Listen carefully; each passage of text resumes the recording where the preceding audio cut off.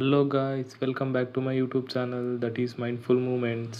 I hope all are doing good. ಇವತ್ತಿನ ಕ್ಲಾಸಲ್ಲಿ ನಾವು ಥರ್ಡ್ ಸೆಮ್ ಸೆಕೆಂಡ್ ಪೊಯಮ್ನ ನೋಡೋಣ.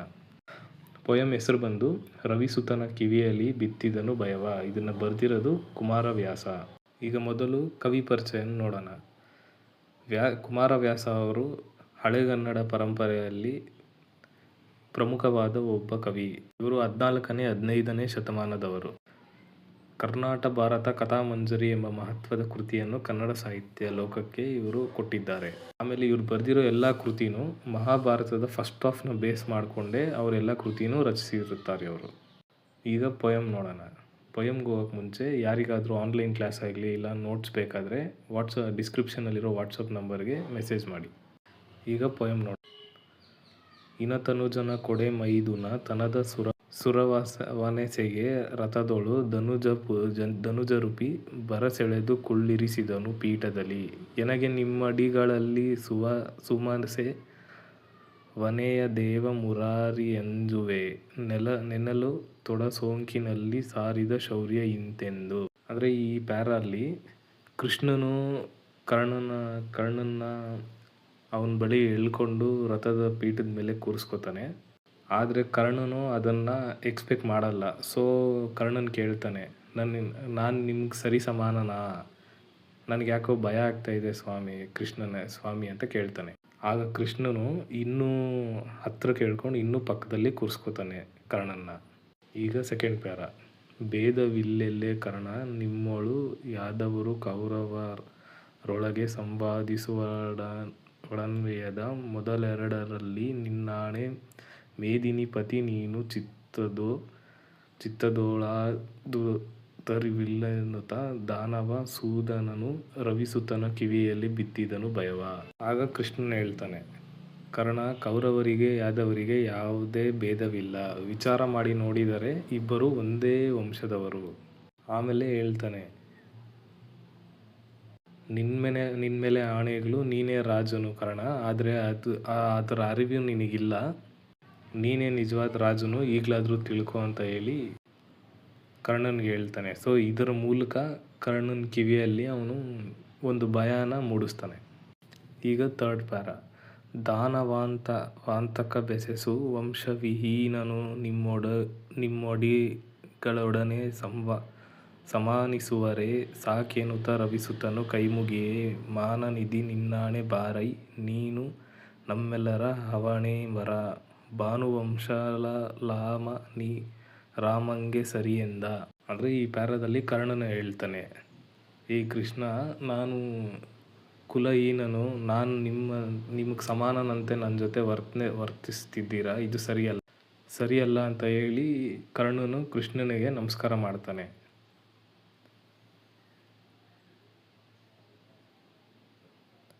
ಅದಕ್ಕೆ ಕೃಷ್ಣನು ಹೇಳ್ತಾನೆ, ಏ ಕರ್ಣ, ನನ್ನಾಣೆ ನಾನು ಹೇಳೋದನ್ನು ಕೇಳು.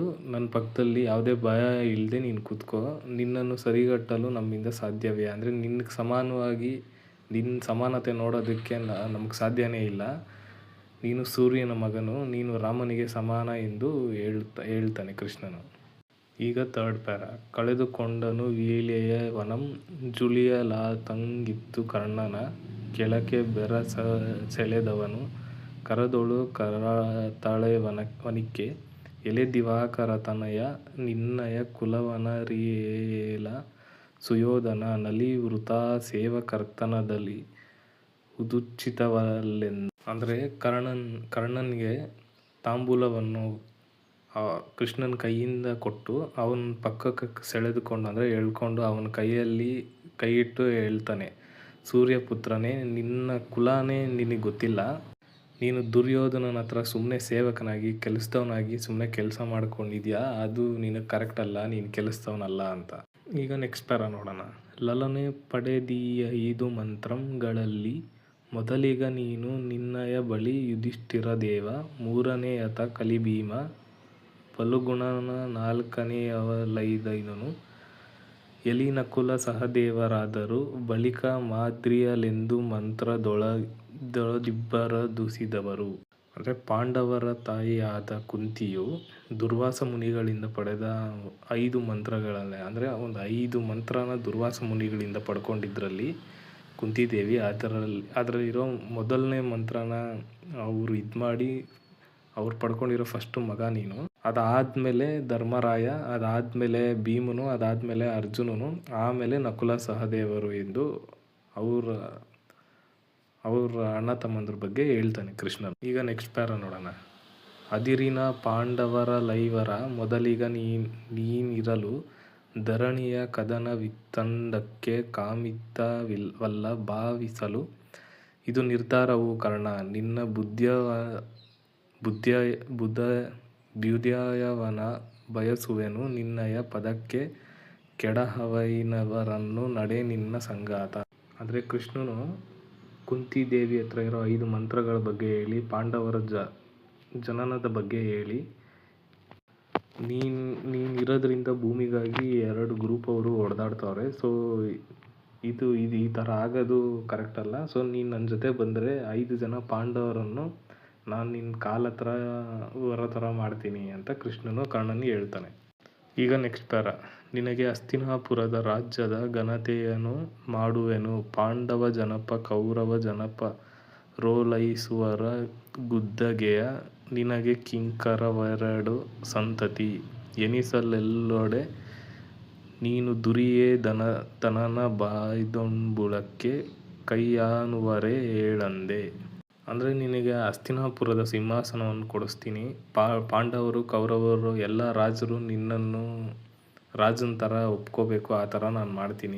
ಅವ್ರ ಎರಡು ಕುಟುಂಬನೂ ನಿನಗೆ ಸೇವಕರಾಗಿ ಮಾಡ್ತೀನಿ ನಾನು.